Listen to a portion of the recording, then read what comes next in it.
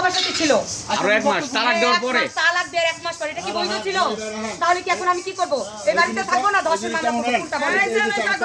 এটা পরেন দেখেন না এই দেখুন দেখুন কি লেখা আছে 6 তারিখ দিন তালাক দিন 6 তারিখ এর বিচার 8 তারিখ কি বাপ আমি দেখেন না 6 তারিখ এই দেখে কাগজ দিলে 6 তারিখ তালাক 6 তারিখ দিছে কাগজটা তো আমি পাই না আমি কয় তারিখে তালাক দিছে? 6 তারিখ তালাক দিছে আচ্ছা আচ্ছা। তাহলে এনে তো লেখা হইতেছে ইয়া বিয়ে করছে রেজিস্ট্রি করছে 3 ফেব্রুয়ারি 25। তাহলে যদি 6 তারিখ হয় 1 মাসের ব্যবধানে বিয়ে করে আবার কিভাবে তালাক দিয়ে দিল? এটা আইন কই দেব আইন কই দেব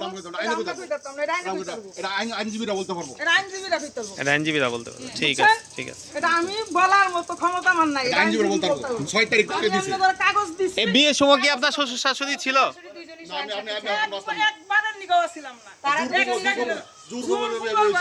কতজন ছিল সাক্ষী দিছে যে আমরা এখানে আছি এটা বলে না তাই আমার বড় বউয়ের কাছে উনি নিজে সাক্ষী দিছে রাশিদা বেগম ছিল না বলতাছে না উনি সাক্ষী ছিল সাক্ষী দাও ওইখানে অনেক লোক ছিল মেম্বার আচ্ছা সাক্ষী দাও দাও কোন সাক্ষী আছে নাকি দাও এখানে ছিল এই যে এই সাক্ষ্যটা কি আপনার?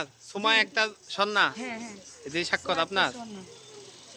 এটা আমার সাক্ষী সুমাইয়া একটা সোনা আর আগের যে 10 লাখ টাকা কাবিন সেখানে আমার শাশুড়ির সাক্ষী ছিল তারপর একটা তো তাই এনো তো 3 লাখ টাকা কাবিন লেখা। ওরা তো 3 লাখ টাকা পরে আমাকে জোরপূর্বক আমাকে একদম আক্রমণ করে করানো হয়েছে বাধ্যতামূলক সংসার করতে হবে আমি সংসার টিকানোর জন্য লাস্টে 3 লাখ তাহলে কি আপনার কাবিনের কাগজ আপনার কাছে আরেকটা আছে?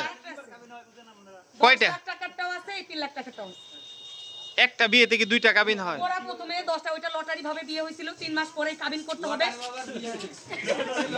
লটারি হয়েছিল সেটা বৈধ ছিল না 3 মাস পরে যখন এটা করা হয় নোটারি। হ্যাঁ যাই হোক এইটা করা ছিল তারপরে বাধ্যতামূলক হয়ে তারা নিজে আমি বলছি আমার 10 লাখ টাকা যেহেতু কাবিন উল্লেখ করা আছে 10 লাখই করতে হবে সে বলছে না সংসার যদি তুমি করতে চাও কাবিনে বাঁধবে না তোমার 3 লাখ টাকাই করতে হবে যদি তুমি রাখো তাহলে করো সে বাধ্যতামূলক হয়ে আমার 3 লাখ টাকা মকবুল ছিল মকবুল এই কাজটা করে আচ্ছা।